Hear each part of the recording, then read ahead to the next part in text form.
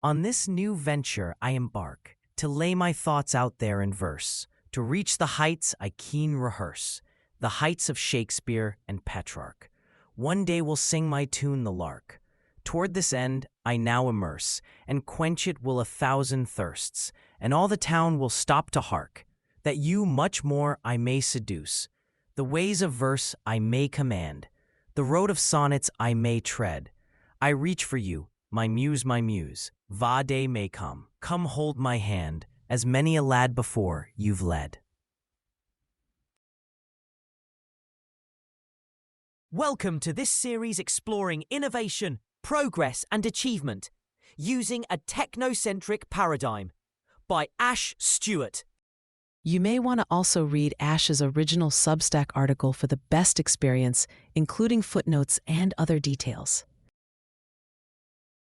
Episode 34, The Birth of the Romances, on the baby steps of emerging from an age of darkness and its unholy fetters. More than 15 years ago, I wanted to write poetry. Poetry as in proper verse. Like the masters, no doubt. I was young. It was thus that I then attempted to invoke my muse, the way of verse. It was crazy times. I had picked up Spanish, French, and Italian thanks to my existing knowledge of Latin. I was by then comfortable enough to dare to go beyond prose, and strange stirrings did these languages arouse in me. I wanted to understand what poetry was, flowing, smooth, lyrical poetry. I decided to get to the very heart of it, the very source, the very fount. Today I hope to take you on a journey to that fount, to the very origins of more than one type of romance. Buckle up! We go back to 1300s Italy and nearby regions. Again, it was crazy times.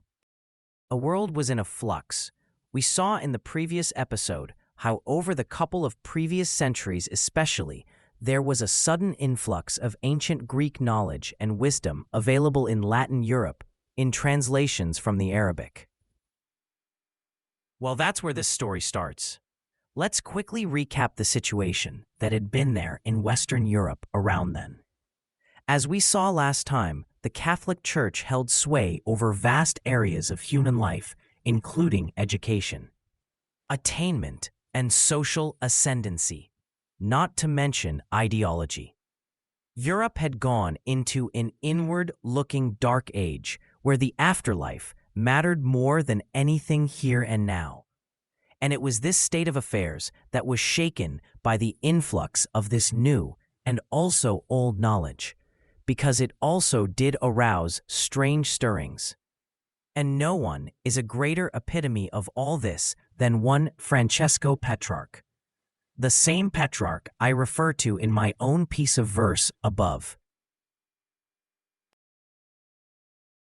Past perfect writing.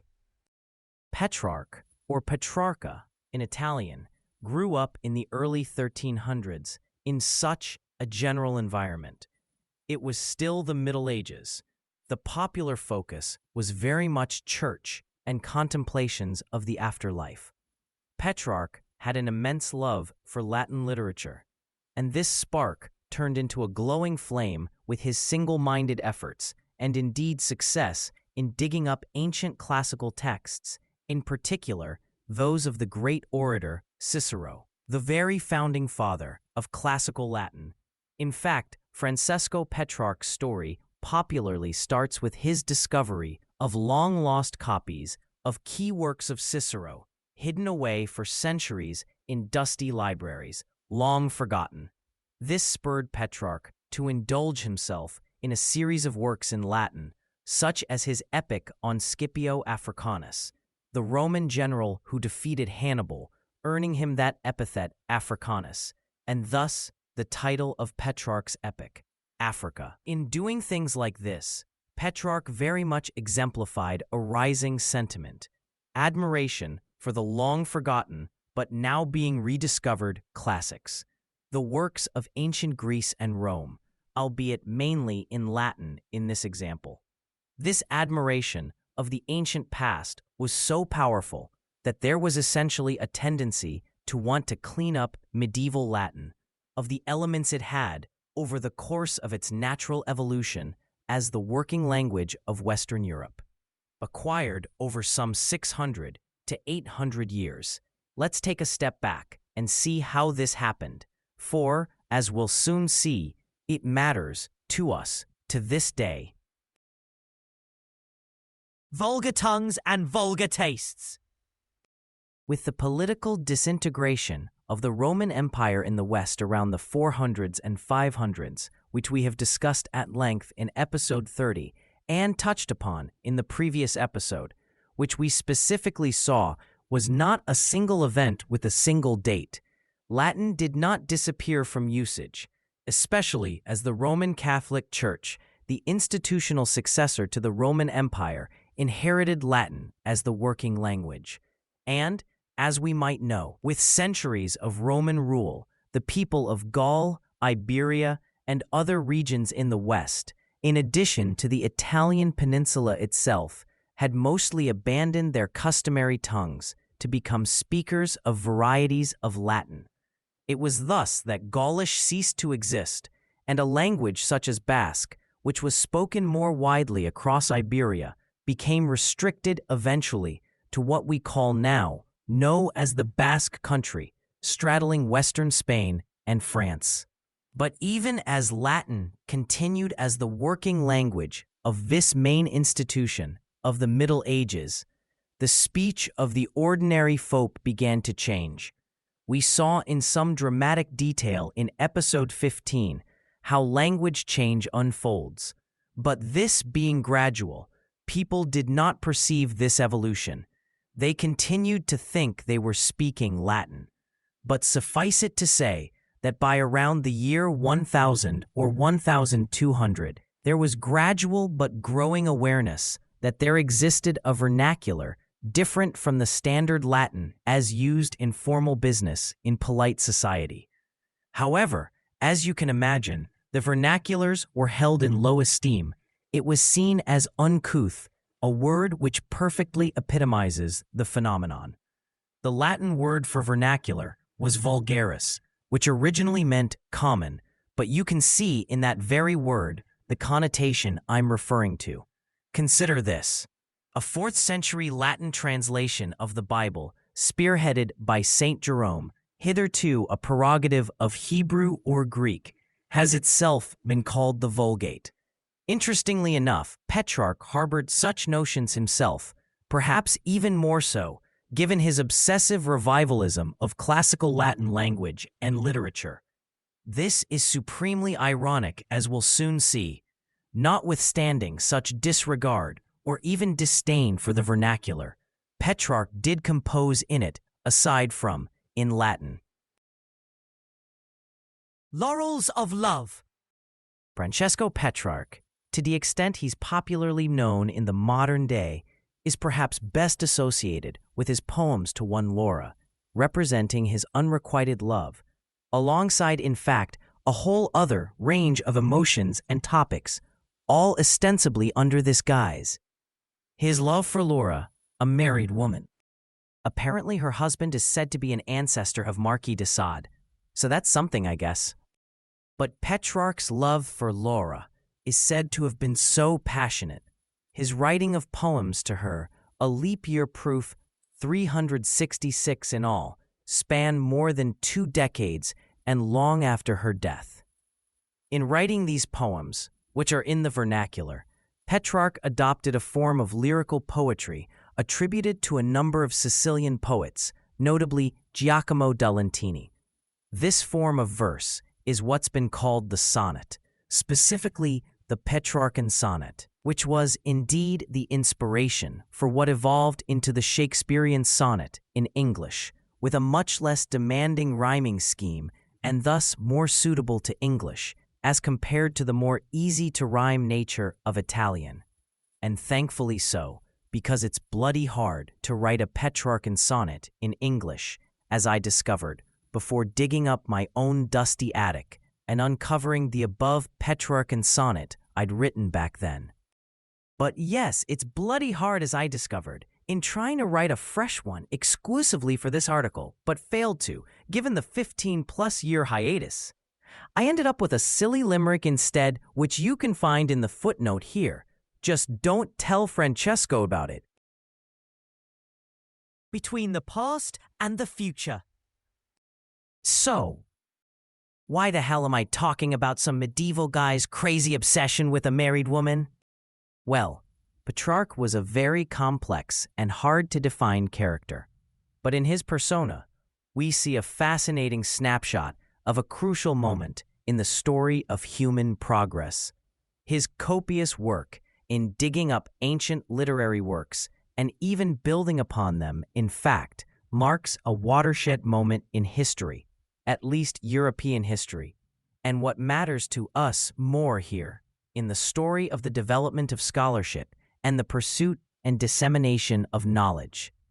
The scholastic tradition that prevailed and defined the Middle Ages under the aegis of the Roman Catholic Church was sort of faceless. The scholastic scribes worked in some collective sense with no regards for individual ingenuity, and thus, we may say very little incentive for innovation. You can find a discussion around this point in episode 23. Petrarch ushered in a change from that tradition to one of individualized authorship and indeed responsibility.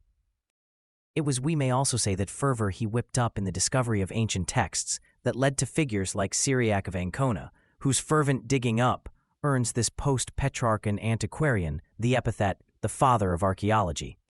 As part of the above trend, he said, Petrarch is instrumental in leading the focus away from concerns of God and the afterlife to man and this life.